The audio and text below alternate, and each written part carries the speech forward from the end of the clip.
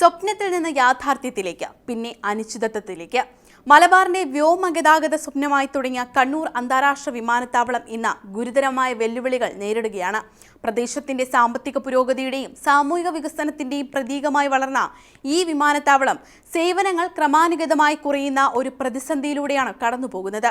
Airport authority of India പുറത്തുവിട്ട ഏറ്റവും പുതിയ കണക്കുകൾ ആശങ്കാജനകമായ ഒരു ചിത്രം വരച്ചു കാട്ടുന്നു. സെപ്റ്റംബറിൽ 1,05,696 അന്താരാഷ്ട്ര യാത്രക്കാർ ഉണ്ടായിരുന്നെങ്കിൽ ഒക്ടോബറിൽ അത് 82,676 കുറഞ്ഞു.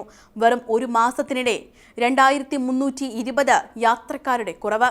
ഇത് വെറുമൊരു സംഖ്യാപരമായ ഇടിവ് മാത്രമല്ല, മറിച്ച് ഈ വിമാനത്താവളത്തിൽ പ്രതീക്ഷ അർപ്പിച്ചിരുന്ന ലക്ഷക്കണക്കിന് മലബാറുകാരുടെ സ്വപ്നങ്ങൾക്ക് നേരിടുന്ന തിരിച്ചടിയാണ്. സേവനങ്ങളുടെ കുറവ്. വിന്റർ ഷെഡ്യൂളിൽ എയർ ഇന്ത്യ എക്സ്പ്രസ് പ്രതിവാരം 42 സേവനങ്ങൾ കുറച്ചത് യാത്രക്കാർക്ക് വലിയ പ്രശ്നമുണ്ടാക്കിയിരുന്നു. വർഷങ്ങളായി തടസ്സമില്ലാതെ പ്രവർത്തിച്ചിരുന്ന പ്രധാന റൂട്ടുകൾ നവംബർ 1 മുതൽ പൂർണ്ണമായും നിർത്തലാക്കി. കുവൈറ്റ്, ബഹ്റൈൻ, ജിദ്ദ, ദമാം തുടങ്ങിയ ഗൾഫ് രാജ്യങ്ങളിലേക്കുള്ള നേരിട്ടുള്ള സേവനങ്ങൾ ഇപ്പോൾ ലഭ്യമല്ല. സമ്മർ ഷെഡ്യൂളിൽ ശക്തമായി സാന്നിധ്യം ഉണ്ടായിരുന്ന ഈ റൂട്ടുകൾ കുവൈത്തിലേക്ക് ആഴ്ചയിൽ 2 സർവീസുകൾ, ബഹ്റൈനിലേക്ക് 2, ജിദ്ദയിലേക്ക് 2, ദമാമിലേക്ക് 3 ഇവയെല്ലാം പൂർണ്ണമായും അവസാനിപ്പിച്ചത് മലബാറിലെ പ്രവാസി സമൂഹത്തിന് വലിയ തിരിച്ചടിയാണ്. ഷാർജ റൂട്ടിൽ ആഴ്ചയിലെ 12 ഫ്ലൈറ്റുകൾ 7 കുറച്ചു. മസ്കറ്റ് റൂട്ടിൽ 7 നിന്ന് 4 ദുബായ്, റാസൽ ഖൈമ റൂട്ടുകളിൽ കുറവുകൾ രേഖപ്പെടുത്തി. ഇൻഡിഗോയും ഇതേ പാത പിന്തുടർന്നു. ദമാം, മസ്കറ്റ് എന്നീ അന്താരാഷ്ട്ര റൂട്ടുകൾ പൂർണ്ണമായും നിർത്തലാക്കി. സെപ്റ്റംബറുമായി താരതമ്യപ്പെടുത്തുമ്പോൾ ഒക്ടോബറിൽ 111 അന്താരാഷ്ട്ര സേവനങ്ങൾ കുറഞ്ഞത് ഈ പ്രവണതയുടെ തീവ്രത ശക്തമാക്കുന്നു. പ്രവാസികളുടെ നിരാശ. ഗൾഫ് രാജ്യങ്ങളിൽ ജോലി ചെയ്യുന്ന ലക്ഷക്കണക്കിന് മലബാർ സ്വദേശികൾക്ക് കണ്ണൂർ വിമാനത്താവളം ഒരു വരദാനമായിരുന്നു. കോഴിക്കോട്, കൊച്ചി വിമാനത്താവളങ്ങളിലേക്കുള്ള നീണ്ട യാത്രയിൽ നിന്ന് അവരെ മോചിപ്പിച്ച ഈ സൗകര്യം ഇപ്പോൾ പരിമിതമായിരിക്കുന്നു. നേരിട്ടുള്ള സേവനങ്ങളുടെ അഭാവത്തിൽ യാത്രക്കാർ 1-2 മാറ്റങ്ങളോടെയുള്ള യാത്രകൾ നിർബന്ധമായി സ്വീകരിക്കേണ്ടി വരുന്നു. ഇത് യാത്രാസമയം വർദ്ധിപ്പിക്കുക മാത്രമല്ല, ചെലവും ഗണ്യമായി കൂട്ടുന്നു. സാമ്പത്തിക ആഘാതം. വിമാനത്താവളം വെറുമൊരു ഗതാഗത കേന്ദ്രം മാത്രമല്ല, അത് സാമ്പത്തിക വളർച്ചയുടെയും തൊഴിലവസരങ്ങളുടെയും വിനോദസഞ്ചാരത്തിന്റെയും കേന്ദ്രബിന്ദുവാണ്. കണ്ണൂരിലെ സേവനങ്ങൾ കുറയുന്നത് പ്രദേശത്തിന്റെ സമ്പദ്വ്യവസ്ഥയെ പല വിധത്തിൽ ബാധിക്കും. വിനോദസഞ്ചാരം, വ്യാപാരം, നിക്ഷേപം എല്ലാ മേഖലകളും ഇതിന്റെ ആഘാതം അനുഭവിക്കും. യാത്രക്കാരുടെ എണ്ണം കുറയുന്നത് വിമാനത്താവളവുമായി ബന്ധപ്പെട്ട് ജോലി ചെയ്യുന്ന ആയിരക്കണക്കിന് ആളുകളുടെ ഉപജീവനത്തെയും സാരമായി ബാധിക്കുന്നു. ടാക്സി ഡ്രൈവർമാർ, ഹോട്ടൽ ജീവനക്കാർ, ചെറുകിട വ്യാപാരികൾ എല്ലാവരും ഈ മാറ്റത്തിന്റെ പ്രത്യാഘാതം അനുഭവിക്കേണ്ടി വരും. പ്രതീക്ഷയുടെ കിരണങ്ങൾ. യാത്രക്കാരുടെ വ്യാപകമായ പരാതികളെ തുടർന്ന് എയർ ഇന്ത്യ എക്സ്പ്രസ് നിർത്തലാക്കിയ ചില സേവനങ്ങൾ പുനരാരംഭിക്കാൻ തയ്യാറെടുക്കുന്നു. 2026 ഏപ്രിൽ 1 മുതൽ കുവൈറ്റ്, ബഹ്റൈൻ, ദമാം എന്നീ സ്ഥലങ്ങളിലേക്ക് ആഴ്ചയിൽ 2 വീതം സർവീസുകൾ സമ്മർ ഷെഡ്യൂളിൽ ആരംഭിക്കുമെന്നാണ് വിവരം.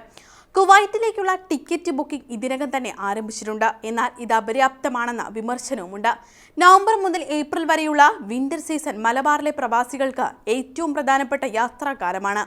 ഓണം, ക്രിസ്മസ്, പുതുവർഷം തുടങ്ങിയ ഉത്സവങ്ങൾക്കായി സ്വന്തം നാട്ടിലെത്താൻ ആഗ്രഹിക്കുന്ന ആയിരങ്ങൾക്ക് ഈ തീരുമാനം വലിയ ബുദ്ധിമുട്ടുണ്ടാക്കുന്നു. ഒരു പുതിയ അധ്യായം. ചില നല്ല വാർത്തകളുമുണ്ട്.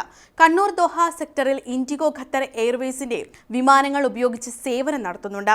ബോയിങ് 737 മാക്സ് 8 ജെറ്റുകൾ വാടകയ്ക്കെടുത്താണ് ഇൻഡിഗോ ഈ സേവനം പ്രവർത്തിപ്പിക്കുന്നത്. ആഴ്ചയിൽ 5 ദിവസം ദോഹയിലേക്കുള്ള സേവനം വിന്റർ ഷെഡ്യൂളിൽ ലഭ്യമാണ്. രാവിലെ 8:40 ദോഹയിൽ നിന്ന് പുറപ്പെട്ട ഉച്ചകഴിഞ്ഞ് 3:10 കണ്ണൂരിലെത്തുകയും വൈകിട്ട് 4:25 തിരിച്ചു പുറപ്പെടുകയും ചെയ്യുന്ന സമയക്രമമാണ്.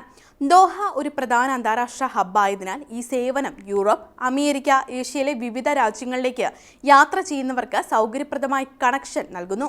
മുന്നോട്ടുള്ള വഴി. കണ്ണൂർ വിമാനത്താവളം നേരിടുന്ന പ്രശ്നങ്ങൾ സങ്കീർണമാണ്, പക്ഷേ പരിഹരിക്കാനാവാത്തവയുമല്ല. എയർലൈനുകൾ ലാഭക്ഷമതയുടെ അടിസ്ഥാനത്തിലാണ് റൂട്ടുകൾ തീരുമാനിക്കുന്നത്. കൂടുതൽ യാത്രക്കാരുണ്ടെങ്കിൽ കൂടുതൽ സേവനങ്ങൾ ലഭ്യമാകും എന്നത് വ്യക്തമാണ്. സർക്കാർ, വിമാനത്താവള അധികാരികൾ, എയർലൈനുകൾ, യാത്രക്കാർ എല്ലാവരും ഒരുമിച്ച് പ്രവർത്തിച്ചാൽ മാത്രമേ ഈ പ്രശ്നത്തിന് പരിഹാരം കാണാൻ സാധിക്കൂ. വിമാനക്കൂലി കുറയ്ക്കുക, പുതിയ റൂട്ടുകൾ അവതരിപ്പിക്കുക, വിനോദസഞ്ചാരം പ്രോത്സാഹിപ്പിക്കുക, കാർഗോ സേവനങ്ങൾ വികസിപ്പിക്കുക ഇവയെല്ലാം പരിഗണിക്കേണ്ട പരിഹാര മാർഗങ്ങളാണ്. കണ്ണൂർ വിമാനത്താവളം വെറുമൊരു വ്യോമഗതാഗത കേന്ദ്രമല്ല, അത് മലബാറിന്റെ അഭിമാനമാണ്, പുരോഗതിയുടെ പ്രതീകമാണ്. കഴിഞ്ഞ ജൂലൈ ഓഗസ്റ്റ് മാസങ്ങളിൽ 1,00,000-ലധികം അന്താരാഷ്ട്ര യാത്രക്കാർ ഉണ്ടായിരുന്നു എന്നത് ഈ വിമാനത്താവളത്തിന്റെ സാധ്യതകൾ വ്യക്തമാക്കുന്നു. 4 മാസത്തിനുള്ളിൽ സേവനങ്ങൾ പുനരാരംഭിക്കുമെന്ന പ്രഖ്യാപനം പ്രതീക്ഷ നൽകുന്നതാണ്. എന്നാൽ വിന്റർ സീസണിലെ യാത്രക്കാരുടെ ആവശ്യങ്ങൾ അവഗണിക്കപ്പെടരുത്.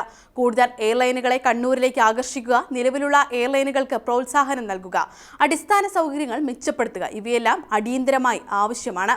മലബാറിലെ ലക്ഷക്കണക്കിന് പ്രവാസികൾക്കും പ്രദേശത്തിന്റെ സാമ്പത്തിക വളർച്ചയ്ക്കും അത് അത്യന്താപേക്ഷിതമാണ്.